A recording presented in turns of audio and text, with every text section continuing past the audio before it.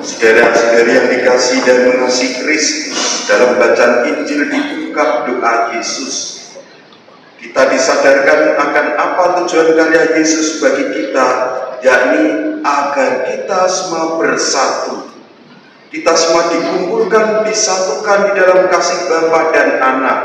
Dan kesatuan yang kita usahakan ini merupakan kesatuan kasih, di mana kesatuan kasih ini jangan hanya berhenti pada yang di batin saja, tetapi juga harus kelihatan bagi orang lain. Artinya kasih itu juga diungkapkan secara nyata atau konkret. Dalam pesan Bapak Suci Fransiskus di hari Komsos ke-59, karena pesan di hari Komsos ini dibuat pada tanggal 24 Januari, berarti Paus Fransiskus masih sugeng, dan beliau meninggalkan pesannya. Bagikanlah dengan lemah lembut harapan yang ada di dalam hatimu.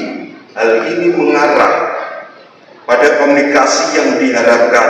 Komunikasi yang diharapkan itu seperti apa? Komunikasi yang mampu fokus pada keindahan dan harapan meski di tengah situasi yang sulit sekalipun.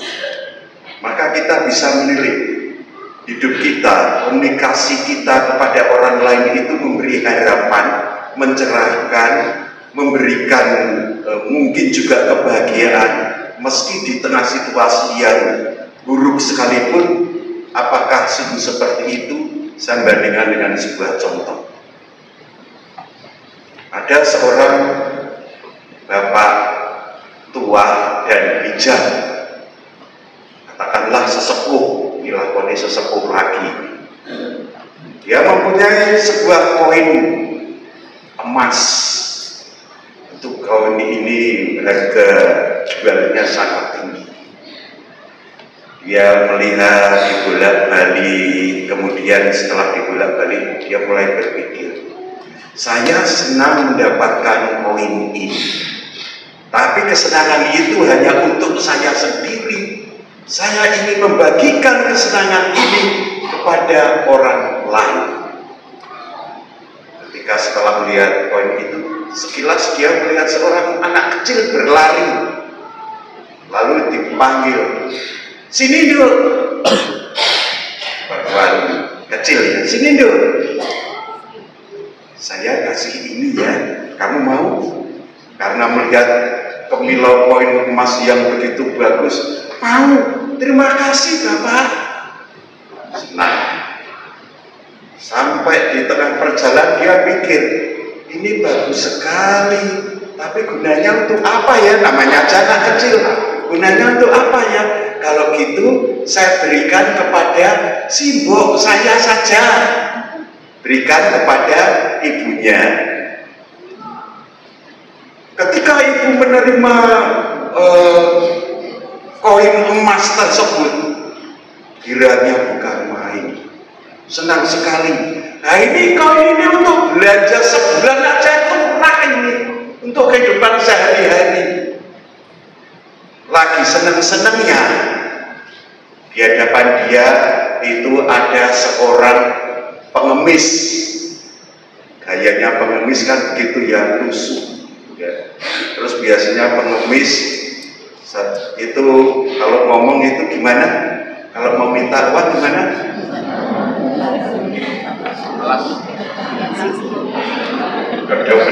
Benar kan pengemis?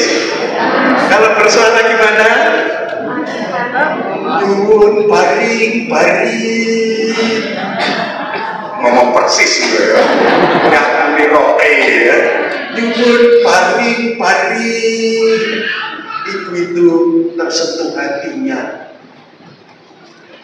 melihat keadaan pengemis yang kucel, kumal, pating serantil kayak gitu ya. Kelihatan orang tidak mampu, namun kasih ibu itu merasa kasihan. Bicara tentang pengemis ini, saya bisa menirukan itu. Ini cuma niroke ya. Karena pengemis zaman saya dulu itu ada ucapannya begitu ya. Sekarang saya jarang melihat orang yang meminta-minta ada ucapan gitu ya. Nyuwun paring. ketika ada yang sedang mengendarai kendaraan, ada yang minta-minta saya kasih uang. Senengnya bukan main. Aduh, mugi-mugi mas ini kata rezeki nih, enteng jodoh. Dalam perjalanan saya mikir, ini rezeki akeh ini mungkin ora apa-apa ya. Ini enteng jodoh, aku kira romo. Habis itu saya sudah hampir tidak pernah ngasih pengemis lagi. Takut mengkodongone kok ndak enteng. Ya, itu ibu itu kasihan melihat pengemis itu. Diberikan koin itu kepada sang pengemis. Wah, bukan main kepalang pengemis itu. Bukan hanya bisa untuk belanja sebulan, mungkin bisa 2 atau 3 bulan. Belanjanya kalau pengemis kan sederhana, cukup bisa untuk makan. Dia bawa pulang sampai ke lorong jembatan, bawah jembatan. Dia melihat ada pengemis lain, pengemis banyak, dan pengemis itu buta dan cacat. Saya masih bisa mencari rezeki dengan lebih mudah daripada pengemis yang baru itu. Begitu mendengar ada yang datang, pengemis itu yang buta dan cacat hanya bisa bersuara, ya. Gimana suaranya tadi? Kurang nilok kita. Aku ya pokoknya menungguin ya. Wah gini, lalu tersentuh hati pengemis itu. Diberikannya koin emas itu di sela-sela jarinya yang kurus dan dingin. Lalu singkat cerita, pengemis buta dan cacat yang masih memegang koin itu, lalu kemudian tahunya ya koin mungkin dia tidak tahu karena tidak bisa melihat ini koin terbuat dari apa, berkiloan atau tidak, dikantongi. Datanglah orang tua dan bijak yang hafal tadi dan melihat di kolong jembatan itu ada seorang pengemis sudah ngemis, buta dan cacat. Lalu orang tua dan bijak itu mendekati pengemis buta dan cacat itu mengatakan, aku sudah tidak punya apa-apa yang bisa diberikan kepadamu kecuali persahabatan dengan kamu. Karena sudah tidak bawa koin lagi, hanya persahabatan yang bisa saya berikan kepada kamu. Mendengar itu, pengemis buta dan cacat itu tersentuh hatinya. Dia terharu karena sudah lama dia tidak mendengarkan suara orang sebaik itu. Aku ingin menjadi sahabatmu, apalagi dikatakan itu. Tersentuh hatinya, lalu dia sambil menitikkan air mata, baru kali ini orang mau bersahabat dengan aku. Dan diambilnya di sakunya koin tersebut, diberikan kepada orang tua dan bijak. Akhirnya bagaimana? Saudara-saudara yang terkasih, makna dari cerita ini ternyata ketika kita mau berbagi, ketika kita mau berkomunikasi, dilandasi dengan cinta, itu akan lebih bermakna. Cinta dan persahabatan itu lebih dari segala-galanya. Bahkan dikatakan persahabatan penuh cinta adalah lebih berharga daripada barang mahal sekalipun. Puncaknya pengemis itu buta dan cacat menerima koin emas, nggak tahu, tapi dia merasa dihargai, merasa diwongi karena ada orang yang bukan memberi sesuatu karena orang tua dan bijak itu sudah tidak punya koin lagi, tapi mau bersahabat dengan pengemis buta dan cacat. Dan inilah komunikasi yang memberikan harapan kepada banyak orang. Komunikasi yang dilandasi cinta itu bisa mencerahkan dan membahagiakan. Marilah kita hening sejenak untuk meresapkan kata sabda pada sore hari. Bacaan dari Kisah Para Rasul. Diakon Stefanus setelah ditangkap dihadapkan kepada Mahkamah Agama Yahudi. Di situ Stefanus yang dipenuhi Roh Kudus menatap ke langit. Ia melihat kemuliaan Allah dan Yesus berdiri di sebelah kanan Allah. Maka ia berseru, "Sungguh, aku melihat langit terbuka dan Putra Manusia berdiri di sebelah kanan Allah." Maka berteriak-teriaklah para anggota mahkamah, dan sambil menutup telinga, mereka serentak menyerbu Stefanus. Mereka menyeret dia keluar kota, lalu melempari dia dengan batu. Dan saksi-saksi meletakkan mantel mereka di depan kaki seorang muda yang bernama Saulus. Sementara dilempari batu, Stefanus berdoa, "Ya Tuhan Yesus, terimalah rohku."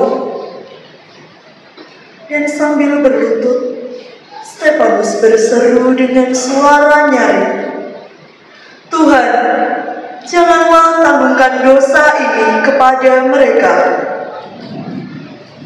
Dengan perkataan itu, meninggallah Stefanus. Demikianlah sabda Tuhan.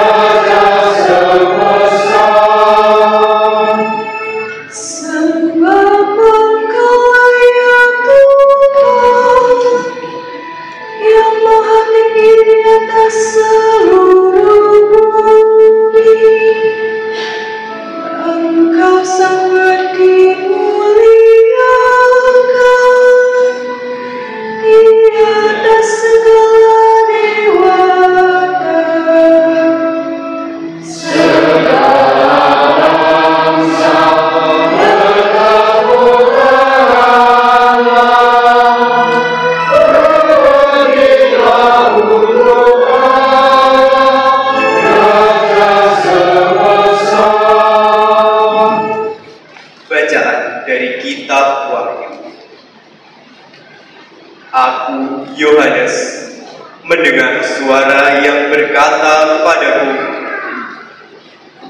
"Sesungguhnya aku datang segera, dan aku membawa upah untuk membalas setiap orang menurut perbuatan.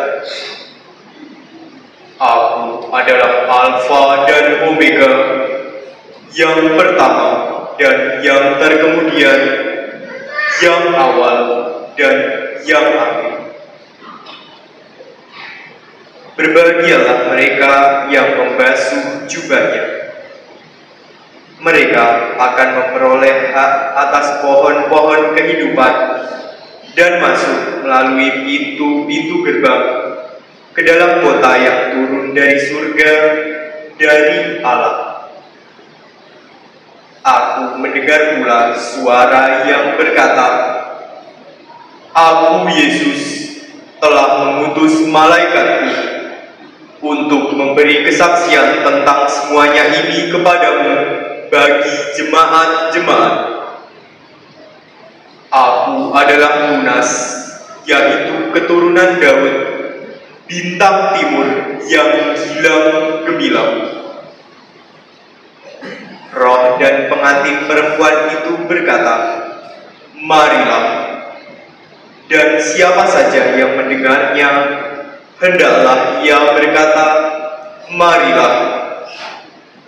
Siapa saja yang haus, hendaklah ia datang, dan siapa saja yang mau, hendaklah ia mengambil air kehidupan dengan cuma-cuma. Ia yang memberi kesaksian tentang semuanya ini berfirman, 'Ya, aku datang segera.' Amin.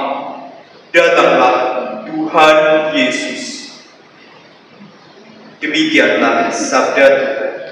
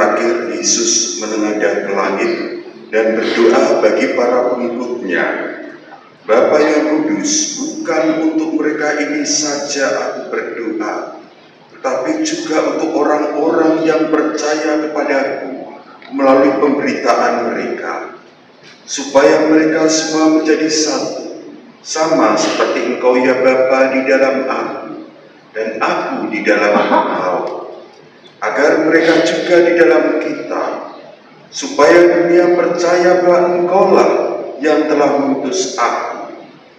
Aku telah berikan kepada mereka kemuliaan yang Engkau berikan kepadaku, supaya mereka menjadi satu, sama seperti kita adalah satu. Aku di dalam mereka dan Engkau di dalam aku, supaya mereka menjadi satu dengan sempurna, agar dunia tahu bahwa Engkau yang telah mengutus aku, dan bahwa Engkau mengasihi mereka sama seperti Engkau mengasihi aku. Ya Bapa, aku mau supaya dimanapun aku berada, mereka juga berada bersama-sama dengan aku, yakni mereka yang telah Engkau berikan kepadaku, agar mereka memandang kemuliaan-Mu yang telah Engkau berikan kepadaku. Sebab Engkau telah mengasihi aku sebelum dunia dijadikan. Ya Bapa yang adil, memang dunia tidak mengenal Engkau, tetapi aku mengenal Engkau, dan mereka ini tahu bahwa Engkaulah yang telah mengutus aku. Aku pun telah beritahukan nama-Mu kepada mereka, dan aku akan memberitahukannya, supaya kasih yang Engkau berikan kepadaku ada di dalam mereka, dan aku di dalam mereka. Demikianlah sabda Tuhan.